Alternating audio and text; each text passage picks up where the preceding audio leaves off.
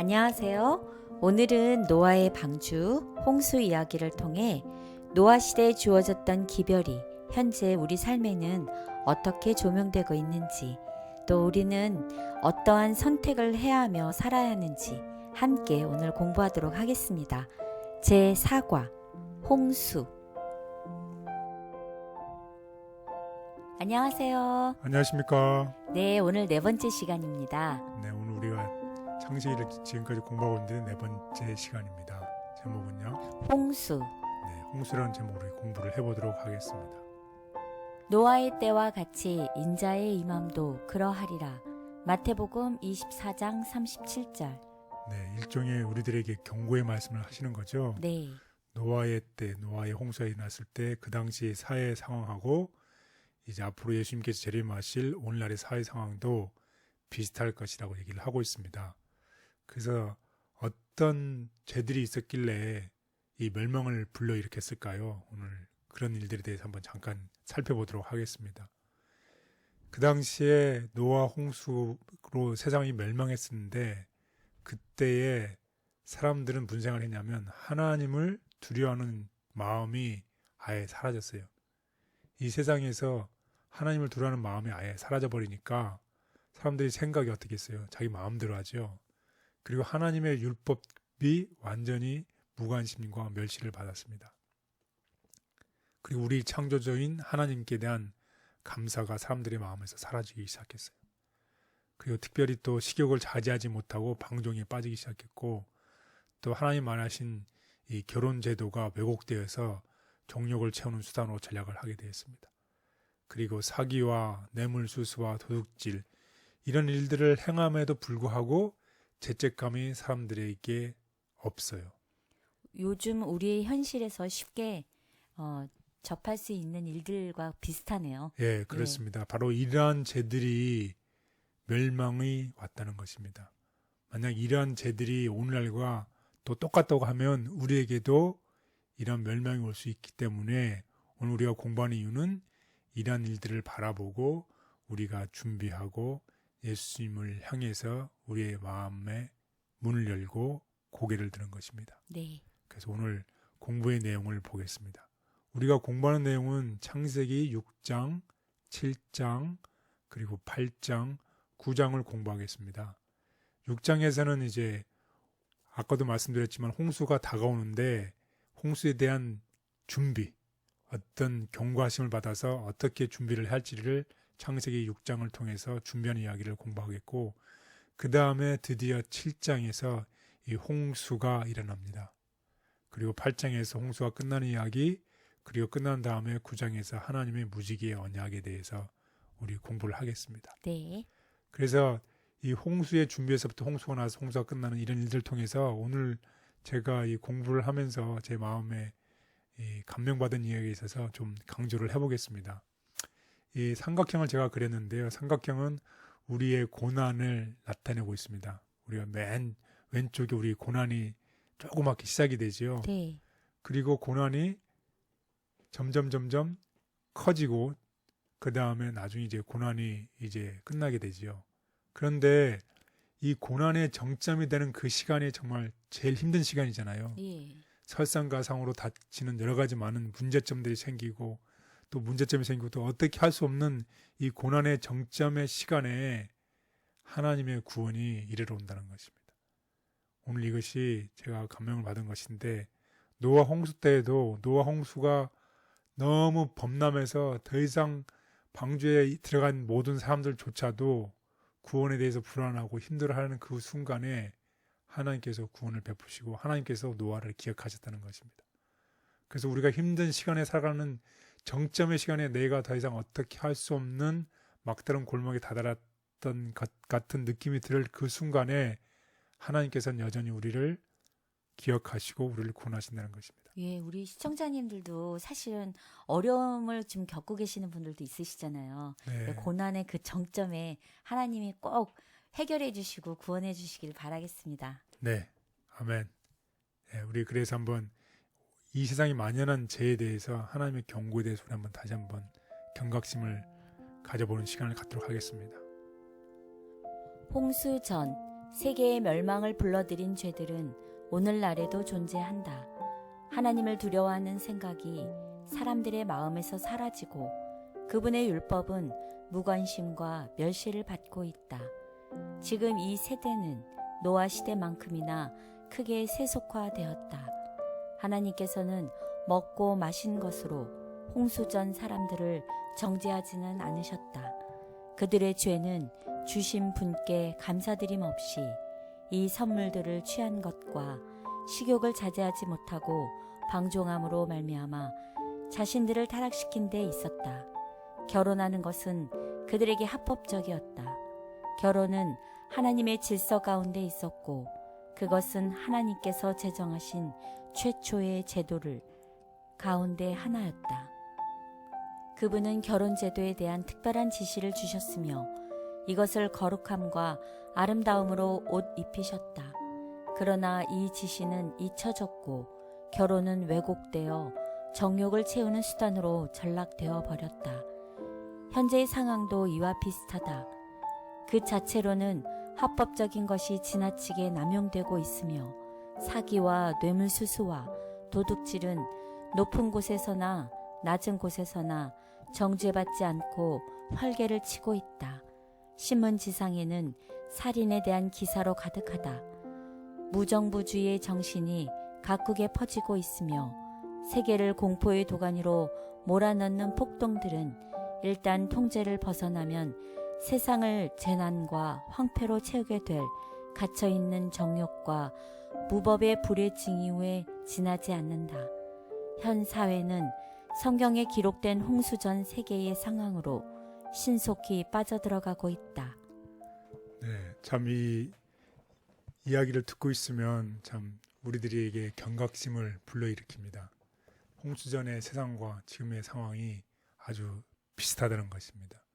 그러면 노아가 홍수를 예비했던 것처럼 우리도 오늘 이 공부를 하면서 앞으로 일어날 사건들에 대해서 준비를 해야 되겠지요. 네. 예, 그래서 오늘 첫 번째 날 홍수를 위한 준비, 노아는 어떤 준비를 했을까요? 우리 거기에 대해서 알아보도록 하겠습니다. 첫 번째 노아는 방주를 건축했어요. 하나님의 지시하심에 따라서 방주를 만들었어요. 그리고 또 아울러 하나님의 기별을 전했습니다. 또 우리도 방주를 건축하고 하나님 기별을 전해야 되겠네요. 네. 그래서 이제 준비가 창세기 6장 13절에서 7장 10절에 나옵니다. 홍수를 위한 준비. 그래서 노아는 하나님의 특별한 계시로 홍수가 올 것을 준비했습니다. 그래서 하나님의 명령에 따라서 노아가 배를 만들죠. 네. 방주를 만들죠. 그리고 그 방주 안에 가족들을 다 들여보내죠. 그래서 아내와 아들들과 며느리들이 또한 정결한 짐승은 암수 7마리씩, 또 부정한 짐승은 암수 1마리씩 혹은 2마리씩 이렇게 성경에 이렇게 나와 있는데 보내고 그 다음에 새들은 암수 7마리씩을 이제 홍수를 피하기 위해서 방주로 들어가지요. 그리고 이제 방주를 이제 예배했는데 방주의 크기를 우리가 한번 잠깐 보면 길이가 300규빗이에요. 300규빗이라는 것은 0.45m. 여러분이 쉽게 생각하면 그냥 반 메타 정도로 생각하시면 돼요. 30이면 뭐 150m인데 정확하게 계산하면 135m. 그 다음에 폭이 59규빗이니까 절반이 되면 25m. 네. 정확하게는 22.5m. 그 다음에 높이가 30규빗이면 15m. 그러니까 여러분이 생각하시기에 길이가 135, 폭이 22, 그 다음에 높이가 13.5m. 글쎄 저는 이게 숫자에 약해서 그런지 그 넘버보다는 굉장히 크구나 예. 이런 생각만 드네요. 이따 제가 이제 사진과 비디오를 보여드릴 텐데 그때 네. 좀 실감이 있으실 것입니다. 그래서 이 3층짜리 큰 건물인데 3층 한 층이 3으로 나누면 한 4m 정도 된다는 거예요. 4m 이상이. 네. 와. 그래서 그 지붕과 문을 달고 배하는 3층으로 만들어져 있습니다. 그리고 선체는 직육면체 형태로 돼 있고 이 재료는 잣나무를 가지고서 건조를 했고 이 물이 들어온 걸 방지하기 위해서 이 역청으로 칠해졌다고 기록이 되고 있습니다. 그래서 여기 그림에 보이시는 것처럼 이 3층 건물이라고 생각하시면 되고 높이가 13.5m. 한 층이 한 3m 이상이 되는 거죠. 예. 그리고 이제 폭이 22m, 22.5m. 그 다음에 이 길이가 135m. 우리가 100m 달리기를 하잖아요. 네. 그거보다 길다는 것이에요. 그러네요. 35m가. 네. 이 한 규빗은 0.45m로 계산을 했습니다. 그래서 이제 방주를 제한하는 이 그림을 보면 여기 그림에 보시는 것처럼 3층짜리 건물에 배가 있는 거죠. 네. 예. 그리고 이러한 이 방주가 재현된 게 미국 켄터키의 이 노아 방주를 다시 실질적으로 재현을 했어요. 예. 그래서 우리 한번 거기에 대해서도 우리 보도록 하겠습니다. 그래서 한번 이거를 보면 여러분이 보시는 것처럼 한번 보겠습니다. 예, 정말 크죠.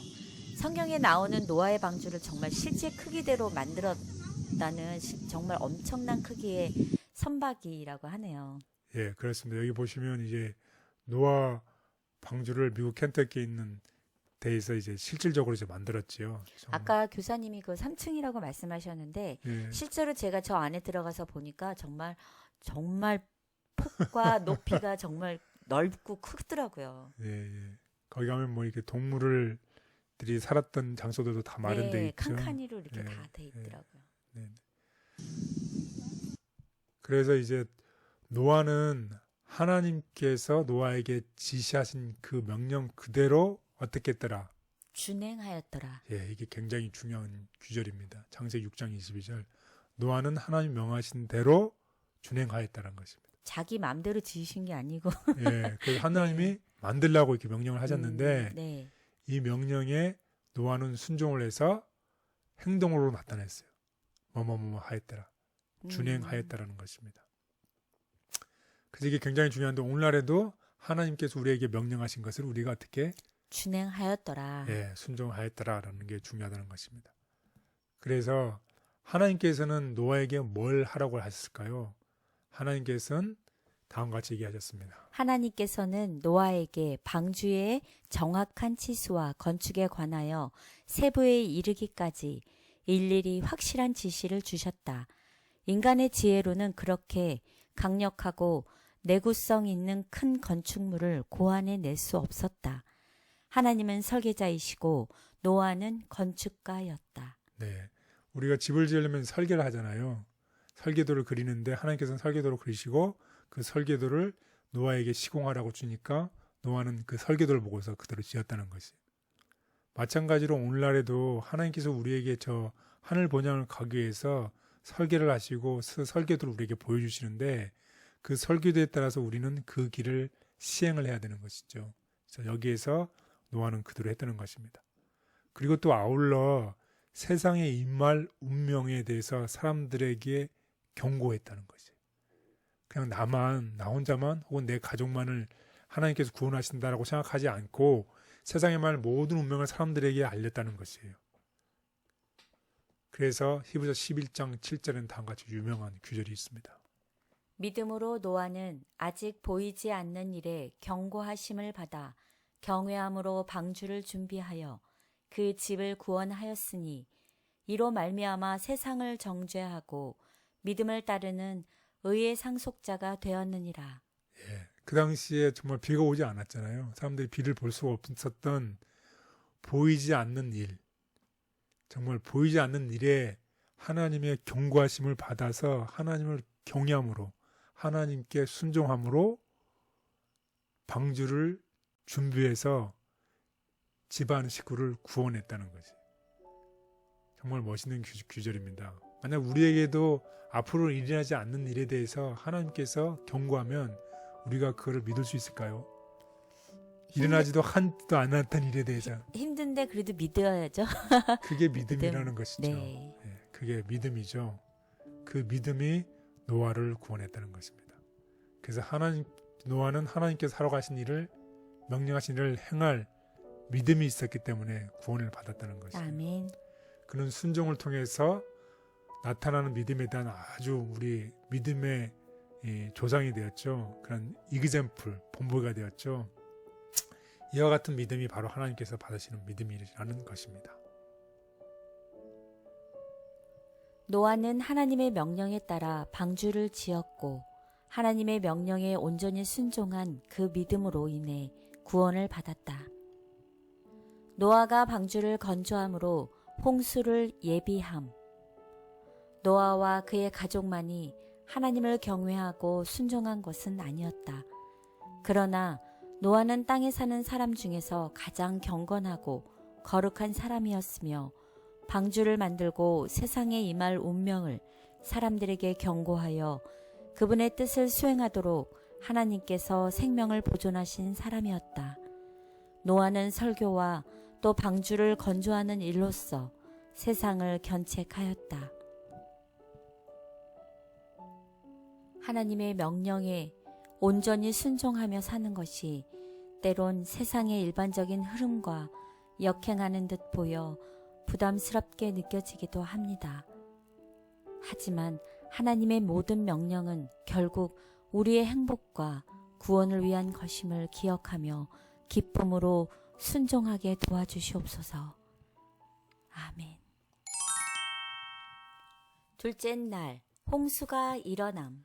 예, 이제 드디어 이제 홍수가 일어났습니다. 네, 이때는 홍수가 일어나니까 모든 이 세상이 다 멸망을 당하는 거지요. 네. 예, 멸망함과 동시에 무엇이 일어나는 것인가요?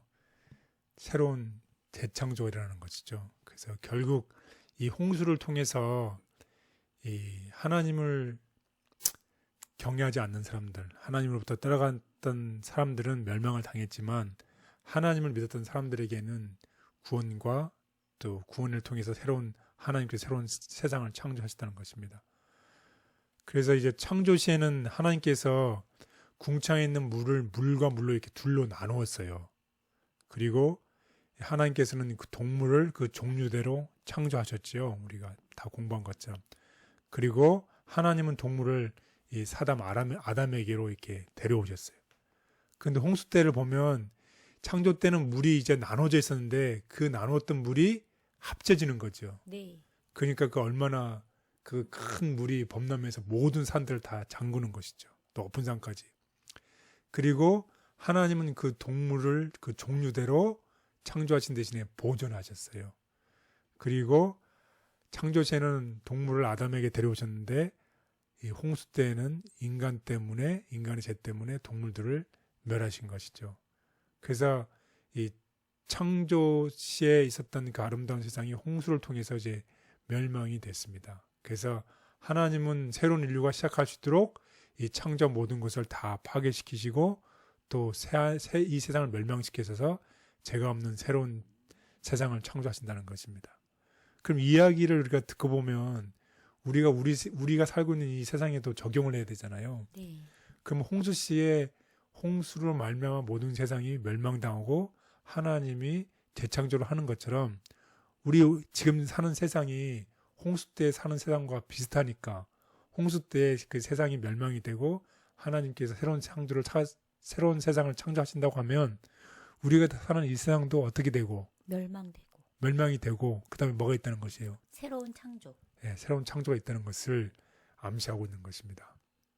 그래서 하나님께서는 앞으로 일어날 새 창조를 위해서 전에 있던 것을 파괴하셔야 된다는 것입니다. 그리고 새로운 지구를 창조해서 옛것이 파괴되어야 하는 것처럼 이 홍수의 사건은 인류 역사 끝에 다가올 우리 세상의 구원을 예표한다는 것이에요. 그러니까 홍수 사건이 멸망을 얘기하는 게 아니라 앞으로 다가올 세상을 위한 구원을 예표한다는 것입니다. 이 제약된 세상에 사는 것이 정말 멸망이잖아요. 그 제약된 세상이 없고 새로운 아름다운 새 땅과 새 하늘을 창조하시는 것이요. 그래서 다음과 같이 얘기하고 있습니다.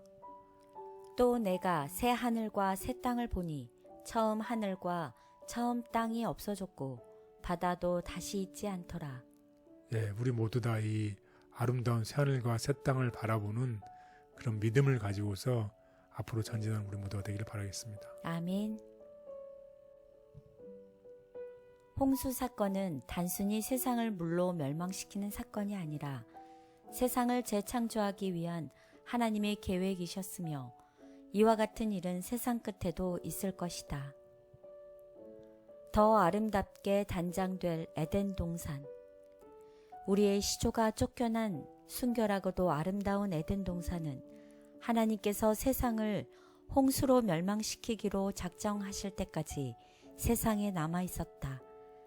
하나님께서는 그 동산을 만드시고 특별히 축복하셨으며 그 후에 그분의 놀라운 섭리 가운데서 그 동산을 이 세상에서 철수시키셨으나 거두어 가시기 전보다 더욱 아름답게 단장하여 다시 이 세상에 돌려주실 것이다. 하나님께서는 이 땅에 내리신 그 저주를 받지 않은 완전한 창조물의 한 표본을 보존하기로 계획하셨다. 성경에 분명히 예언된 새 하늘과 새 땅에 꼭 들어가고 살고 싶습니다. 그 나라에서 하나님과 영원히 살 수 있도록 오늘 제가 살고 있는 삶의 현장에서 하나님의 말씀에 순종하며 충성된 남은 백성으로 살아가게 도와주시옵소서. 아멘. 셋째 날, 홍수의 끝. 네, 이제 홍수가 끝나는 그 시점에 대해서 우리 공부를 할 텐데 특별히 하나님의 사랑과 하나님의 은혜에 포커스를 해서 우리 공부를 해보도록 하겠습니다. 여러분이 지금 보시는 것처럼 이 홍수가 어떻게 시작이 되고 어떻게 끝나는지를 이 도표로 이제 나타냈는데요. 첫 번째 이 홍수가 시작되기 바로 일주일 전에 창세기 7장 7절을 보면 이 식구들이 방주에 들어가는 이야기가 나옵니다. 그리고 일주일이 지난 다음에 창세기 7장 10절에 홍수가 시작이 됩니다. 방주에 들어가고 나서 바로 홍수가 시작된 게 아니라 들어가고 난 다음에 일주일이 지난 다음에 이제 홍수가 시작이 되죠. 근데 이 홍수가 며칠 동안 됐나요? 밤낮으로 비가 온 게 창세기 7장 12절 보면 40일을 밤새도록 비가 온 곳이에요. 그러니까 어떻겠어요? 한 2시간만 비가 많이 와도 한 마을이 무너지잖아요. 그 네. 남아공에서 그런 일들이 일어났었잖아요. 근데 이게 40일을 밤새도록 비가 오니까 높은 산들이 다 잠긴 거예요.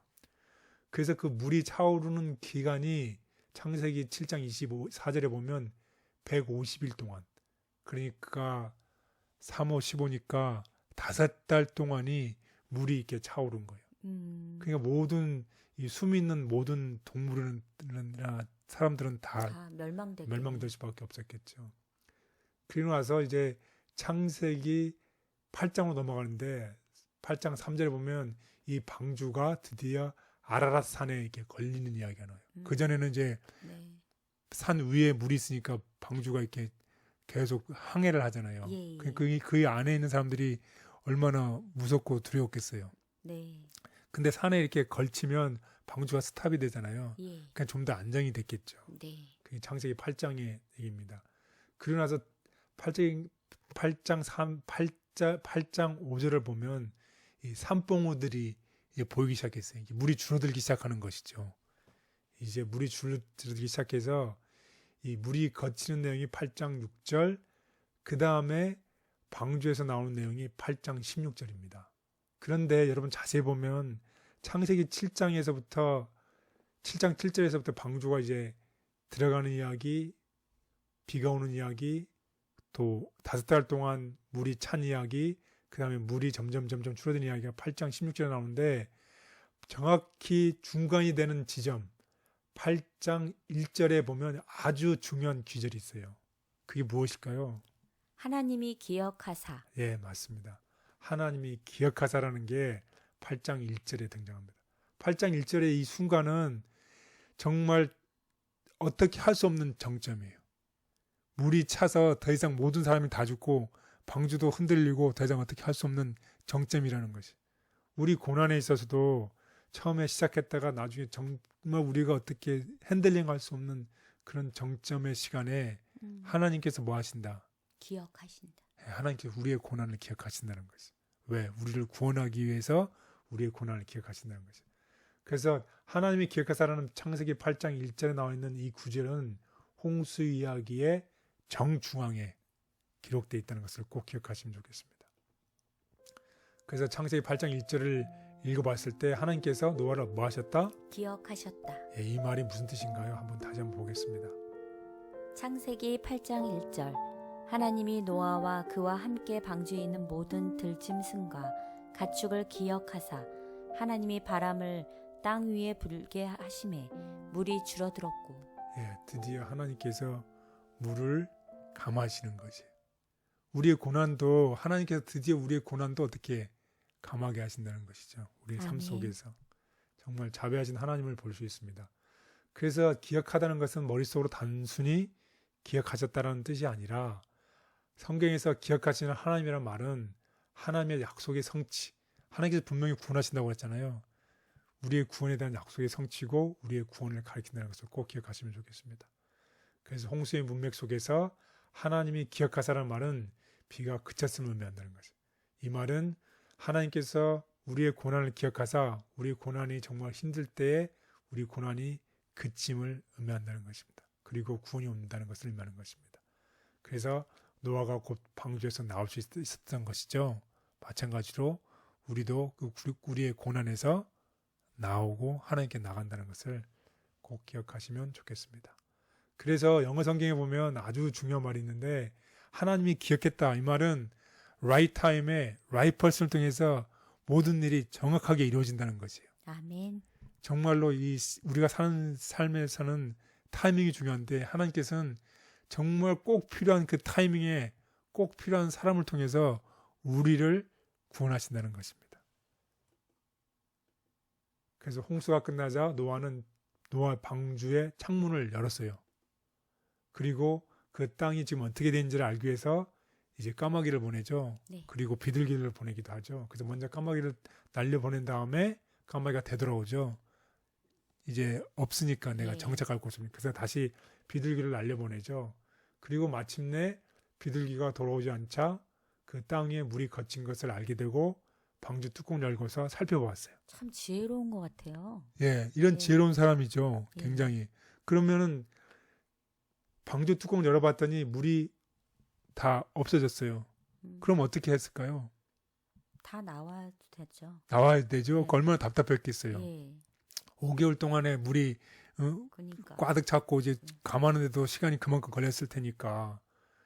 그런데 노아는 이미 땅이 말랐음에도 불구하고 방주에서 나오기 전에 방주 밖으로 나가도 안전하다는 사실을 알고 있었죠. 네. 그렇음에도 불구하고 무엇을 기다렸다는 것이에요? 하나님의 명령. 하나님의 명령을 기다렸다는 거지. 방주에 들어갈 때도 하나님 명령을 따라서 들어갔고 방주에서 나올 때도 모든 것이 다 안전함에도 자기 지혜로는 알 수 있었음에도 불구하고 누구를 기다렸다? 하나님의 명령. 하나님의 명령을 기다렸다. 굉장히 중요한 귀절입니다. 그래서 노아는 방주 안에서 참을성 있게 기다렸습니다.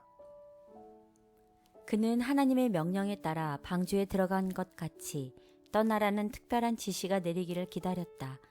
마침내 한 천사가 하늘에서 내려와 육중한 문을 열고 족장과 그의 가족들에게 모든 생물들을 데리고 땅으로 내려가라고 명하였다. 모든 것이 물로 파괴된 완전한 절망 가운데서 하나님께서는 노아를 기억하시고 그와 그의 가족을 구원해 내셨으며 노아는 그런 하나님을 전적으로 신뢰했다. 방주 안에서의 노아의 믿음. 노아는 다시 육지에 나가고 싶었다. 그는 까마귀를 내보냈지만 까마귀는 날아 방주를 왕래했다. 노아는 그가 알고 싶은 아무 정보도 얻지 못했다. 다음에 그는 비둘기 한 마리를 내보냈지만 비둘기도 안착할 곳을 찾지 못하고 방주로 되돌아왔다. 7일 후에 비둘기를 다시 내보냈는데 그 입에 감람나무 새 잎을 물고 돌아온 것을 보고서 그처럼 오랫동안 방주에 갇혀 있었던 8 식구는 매우 기뻐하였다. 세상 끝날까지 저를 기억하시고 저의 구원을 위해 일하시는 하나님으로 인해 감사합니다. 그런 하나님의 신실하심을 저도 항상 기억할 수 있게 도와주시고 예수 재림의 날까지 흔들림 없이 믿음 안에 거하게 하여 주시옵소서. 아멘. 넷째 날 언약 1.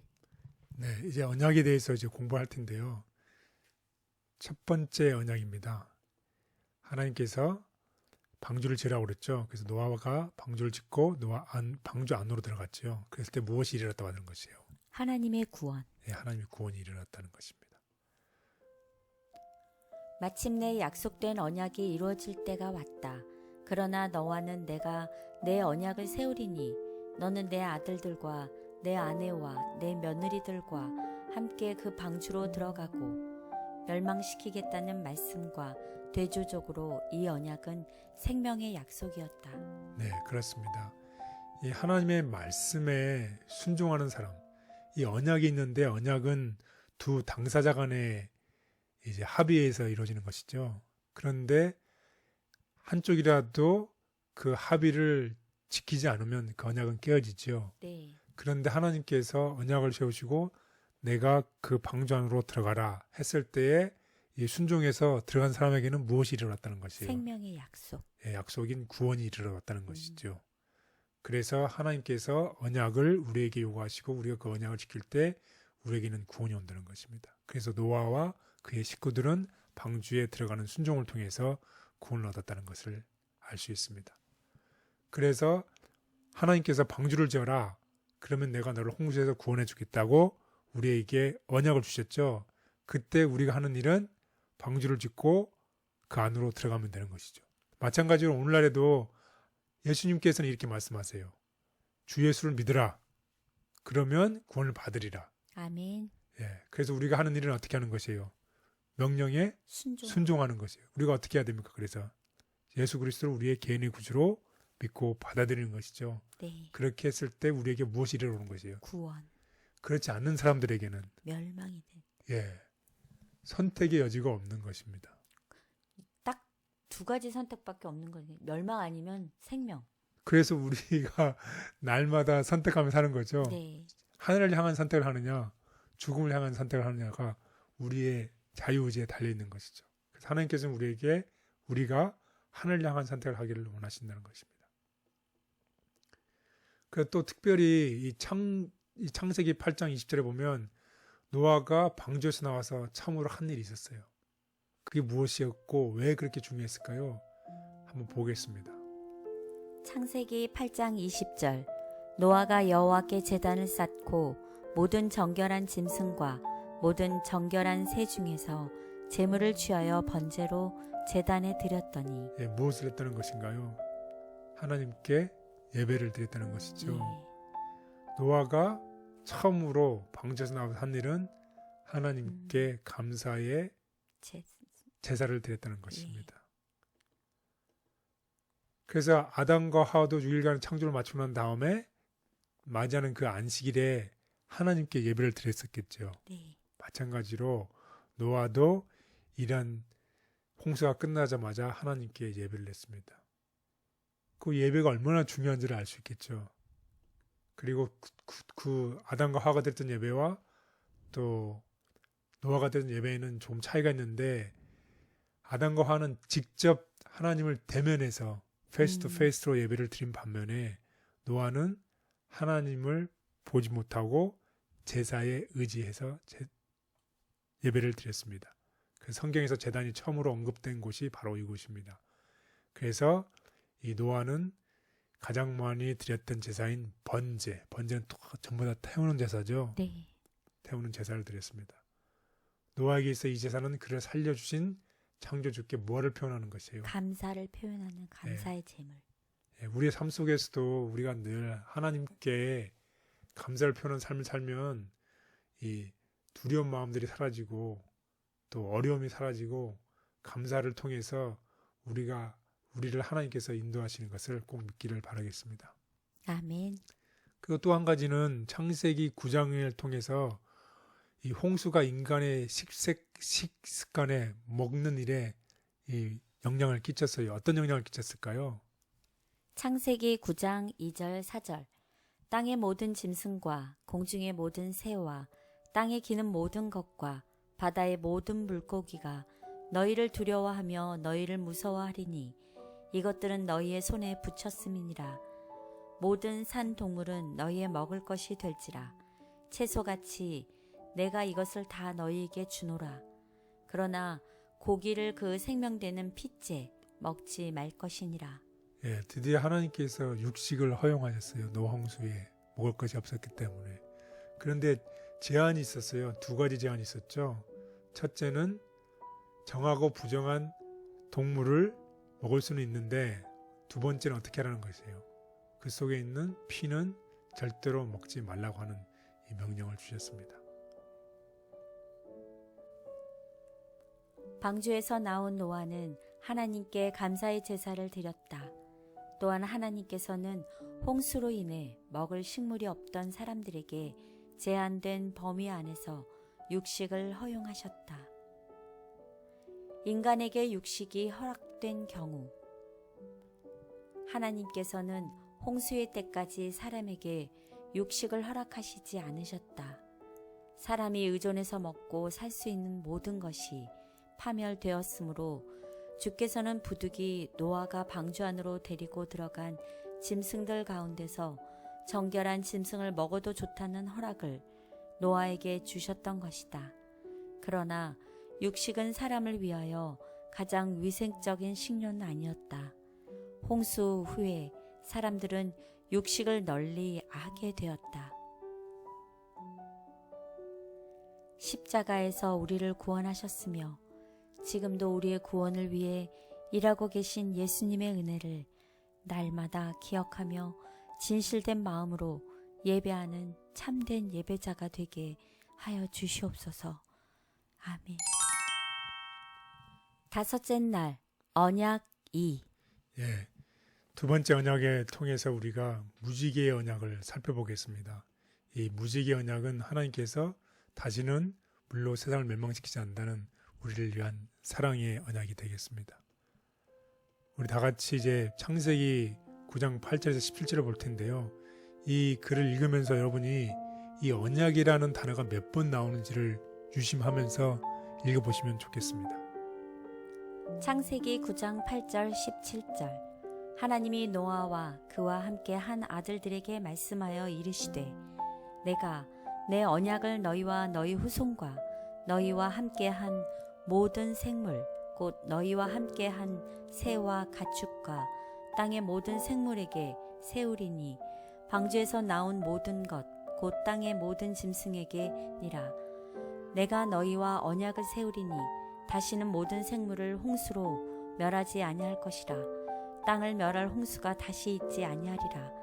하나님이 이르시되 내가 나와 너희와 및 너희와 함께하는 모든 생물 사이에 대대로 영원히 세우는 언약의 증거는 이것이니라.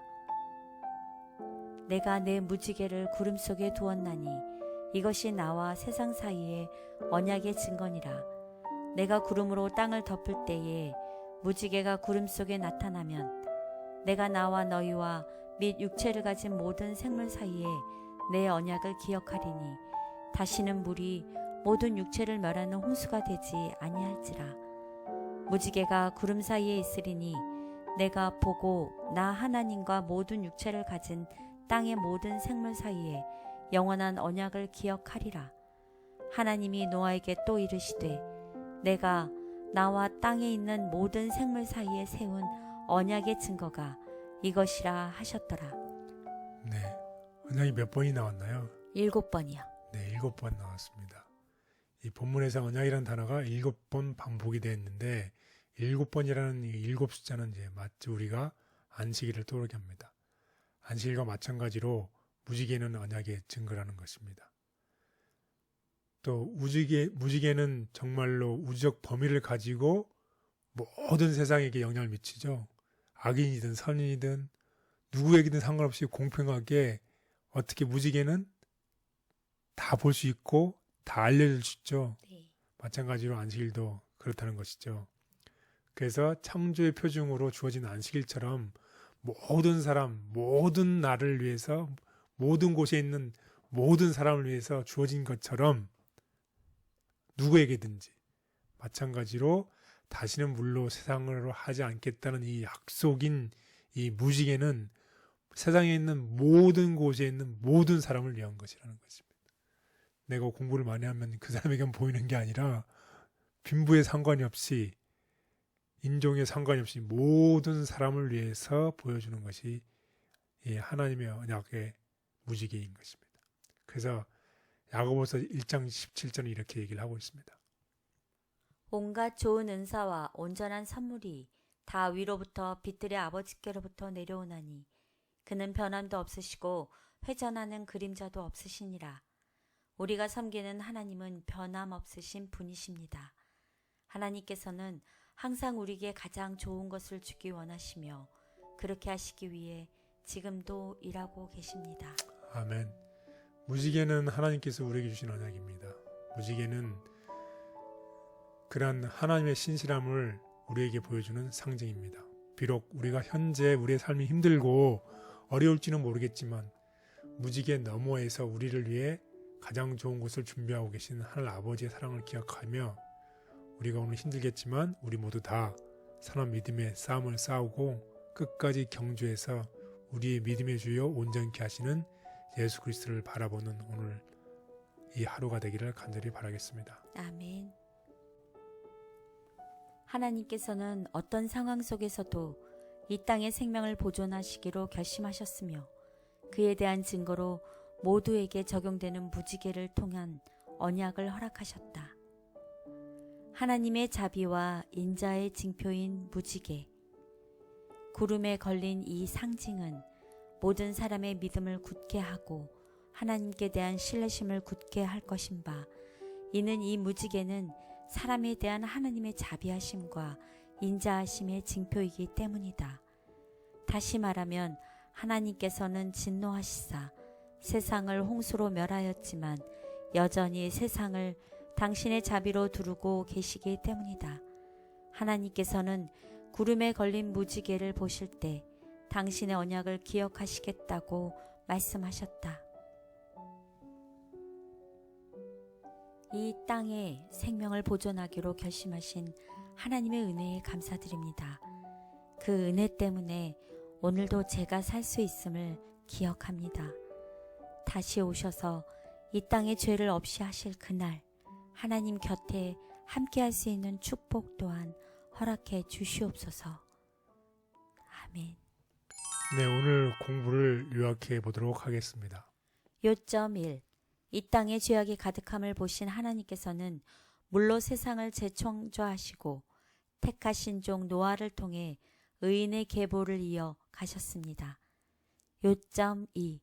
노아는 믿음으로 방주를 만들고 그 속에 들어감으로 구원함을 받았습니다. 요점 3. 우리도 노아와 같은 믿음을 통해 마지막 때를 위한 하나님의 기별을 전하며 세상을 향한 축복의 통로가 되어야 합니다. 네, 그렇습니다. 히브리서 11장 7절에 보이는 것처럼 믿음으로 노아는 아직 보지 못하는 일에 경고함을 받아 하나님을 경외함으로 세상을 정죄하고 의의 믿음이 됐다고 그랬죠. 우리도 마찬가지로 보이지 않는 일에 하나님을 경외함으로 우리가 믿음으로 승리하는 우리 모두가 되기를 바라겠습니다. 아멘. 앞으로 있을 이 세상에 임할 모든 재앙들을 바라보면서 노아가 하나님의 말씀에 순종하여 구원을 얻었던 것처럼 우리도 오늘 하루의 삶 속에서 하늘 향한 선택을 하면서 늘 믿음으로 승리하는 우리 모두가 되기를 간절히 바라겠습니다. 아멘. 살아가시면서 인생의 위기 가운데서 함께 하시는 하나님의 은혜로 감사했던 적이 있으십니까? 이런 질문에 여러분들은 어떠신가요? 오늘 우리는 어떤 위기 속에서도 당신의 사랑하는 백성을 기억하고 돌보신다는 하나님의 귀한 약속을 배웠고 깨달았습니다. 이 사실에 대해 하나님께 감사하는 우리 모두가 되길 바랍니다. 죄악 가운데서도 끝까지 하나님께 순종하여 믿음을 지켰던 노아처럼 우리 모두 한 주 살아가시길 바라고 응원합니다. 건강하시고 행복하세요. 감사합니다.